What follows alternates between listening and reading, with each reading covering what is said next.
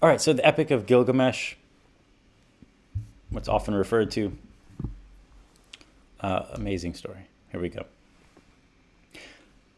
Notes.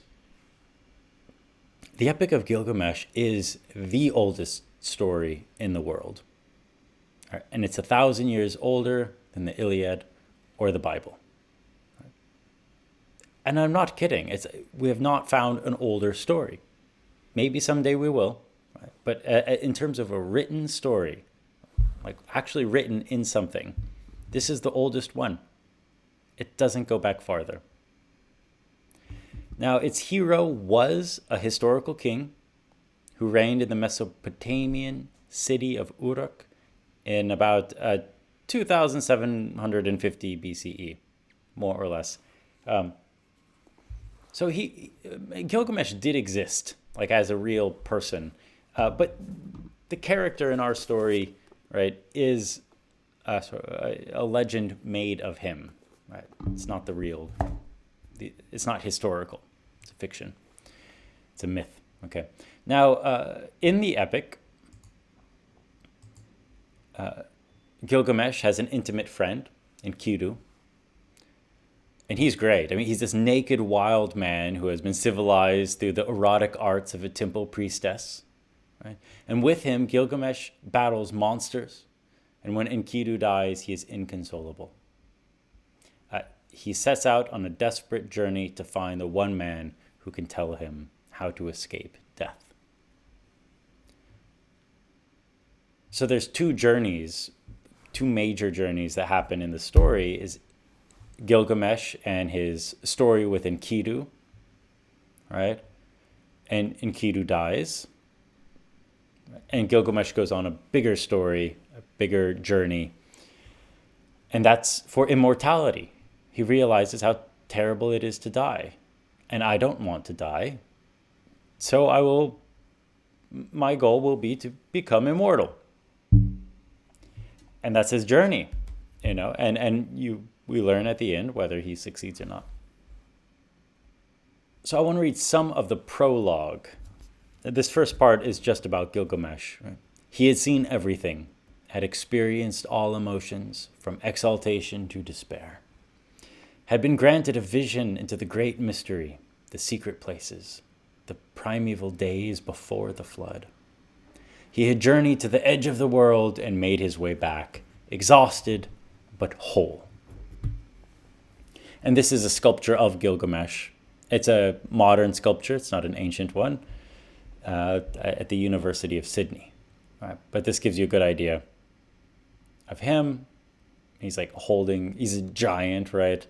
This is a lion. Okay.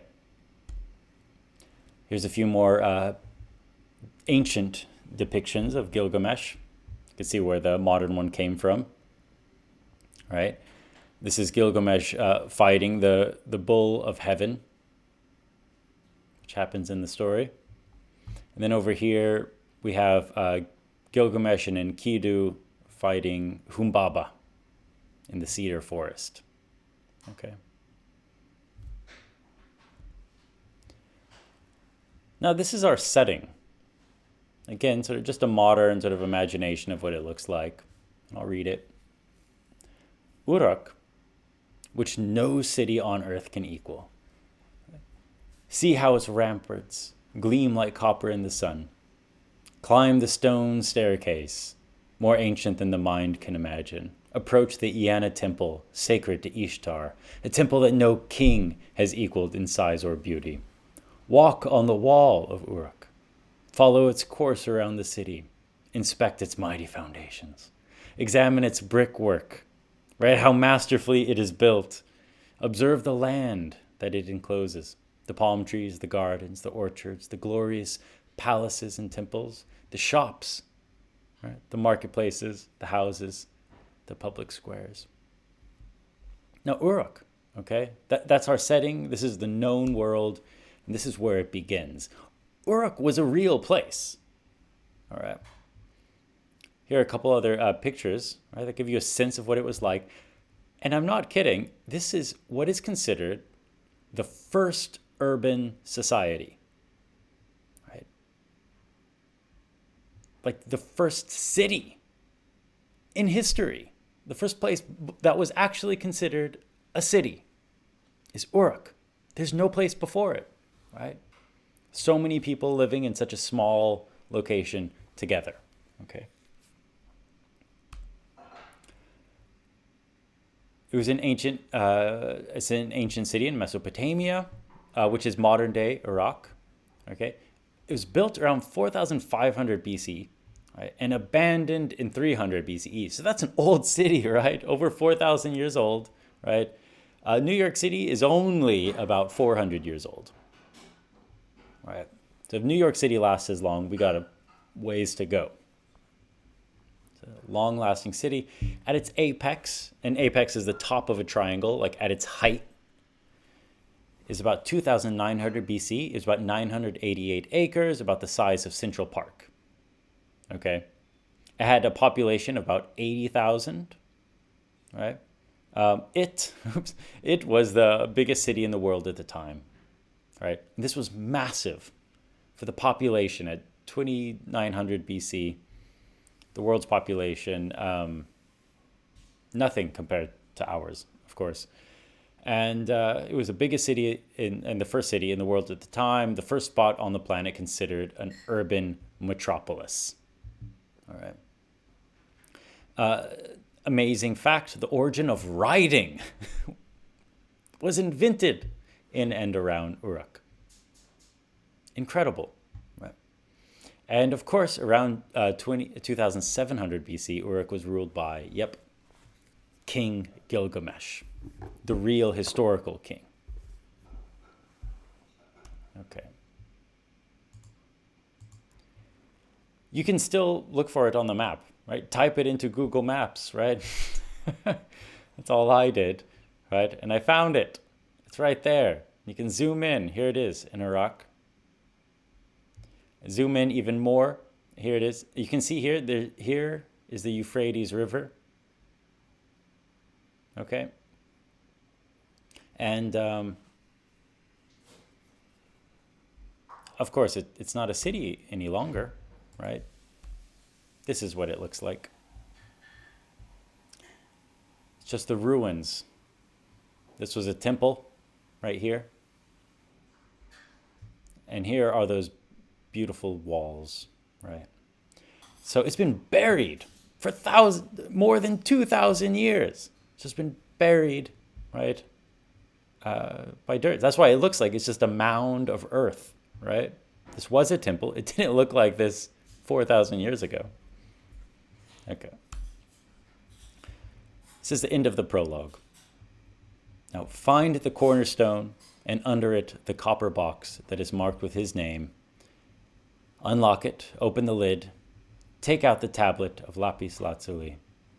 Read how Gilgamesh suffered all and accomplished all. Nice. This blue stone here, this is lapis lazuli. Okay, and you're going to see this word again and again and again. All right, in the story. And you're going to see it, and so I want to show it to you, right? It's a naturally occurring gemstone, a beautiful blue, and it was used for all kinds of, jewelry and elegant things back in the day. Right, so lapis lazuli, remember that. Anytime you read lapis lazuli, think this blue stone. Okay, so this is great. I mean, this is, all right, here's one of the tablets.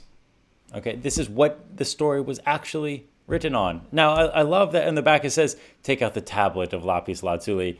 Total lie. It was not written on lapis lazuli. It was written in wet clay. Okay, it was written in wet clay and then baked in an oven.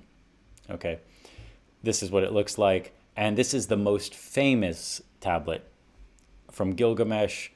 Until recently, this is the only one anyone cared about. All right, because it contains the story of a flood that covers the world and a man named Utnapishtim who builds a boat with his wife, fills it with animals, and survives. Sound familiar? Right. Of course, yeah, Noah and the Ark. right? Now, remember, this was written about 1,000 years before anyone wrote down the words of the Bible. Okay? So when this was discovered, right, it caused it was a sensation. Like some people rejoiced, right? The religious rejoiced because they thought it corroborated the Bible. They're like, look, so the flood was really true, right? It actually happened, right? But other people felt challenged by it because the story was different. It was a man named Utnapishtim, and it was written before the Bible. So some people believed that the Bible was like the inspired words of God written as an original document. How could somebody know about it a whole millennia before? So it was a controversy, right? Did it corroborate or did it challenge the Bible? Right. So the flood tablet, it's the last book, right? So in book 11, we will read this tablet, okay? It's made of clay. This particular one was just made in the 7th century BC. There's a lot older tablets as well. Okay. This is how big it is, right? I put the picture of, this is a different tablet, but they're both about the same size. This is the 5th tablet 5, book 5, sorry. And you can hold it in your hand, not unlike a cell phone, right? I love it's that size, a whole story written on it. So even the font size is about the same that you text with. This is what it looks like. Okay, the language is Akkadian. It's a Babylonian language. Becomes Sumerian, related to Arabic and Hebrew.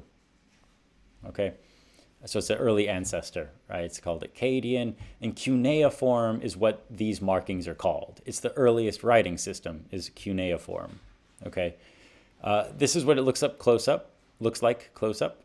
All right, these markings, you can actually learn to read these. I'm not kidding. People learn to read them. That's how we got our story is from this. I'm not kidding.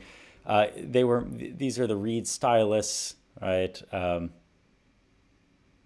Early writing utensil, and you just push it into the wet clay and make a line, right? That's what you can see. Push it in there, make a line and a line and a line. Okay, just to prove it a little more, about the writing, cuneiform, right? Cuneiform means wedge-shaped, shaped like a wedge, right? In Latin, cuneus means a wedge, right? Oldest writing system in the world. And the writing, this is how we know what it means. It's because it's phonetic, right? That means each symbol represents one sound. It's different than English, for example, but many other languages spoken today are phonetic. I think Spanish is pretty phonetic, almost 100%. Right? The writing is phonetic. Each symbol represents a single sound in a spoken language, right? So this symbol here is something like ah or ah, right? And then this symbol here is either ah or ah, here eh or e, right?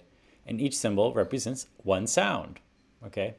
Here's the B sounds with vowels, D, G, and so on, okay? Now you can actually find right here, down here is a transliteration from Gilgamesh. Transliteration just means like a translation of all these sounds. That's it. You can read the whole story of Gilgamesh like this.